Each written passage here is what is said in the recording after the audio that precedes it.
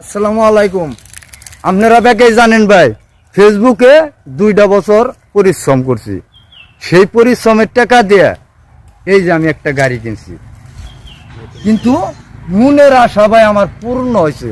কিন্তু পূর্ণটা ভাই আপনারাই কইরা দিছেন, আমার কোনো সাধ্য নাই।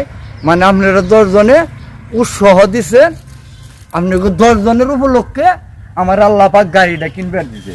এই যে গাড়িটা ভাই কিনছি, তবে আমার মনের আশাটা খুব পূর্ণ হয়েছে। এই যে গাড়িটা ভাই দেখেন।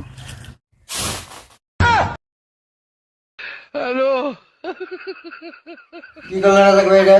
প্রতিদিন আপনি কি কিনেন? ট্রাক কিনেন, বাস কিনেন, জামা কাপড় কিনেন, সিরিয়াল লেগেছেন। কি এই স্বপ্ন দেখেন? আজকে কি বাস কিনছিলেন না ট্রাক কিনছিলেন? কি করুম, শয়তানের দেখায়। শয়তানের দেখায়। তবে একটা জিনিস কি, স্বপ্নটা ভালো। স্বপ্নটা ভালো। দাদা এই রুম ভাড়া 2000 টাকা আমি দাদা একলাই দিমু, আপনার আমার থাকা সম্ভব না। কালকে যে ডিউটিতে যাবো এই কোন একটা কাপড় চোপড় নেই, এমবে করলে কি থাকুন যায়?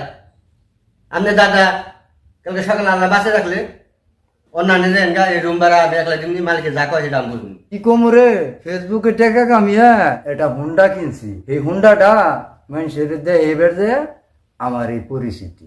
ফেসবুকে ওই ভিডিও মিডিও সারা বাদ দাও গা, কালকে গলে অন্য রুমে থাইকো।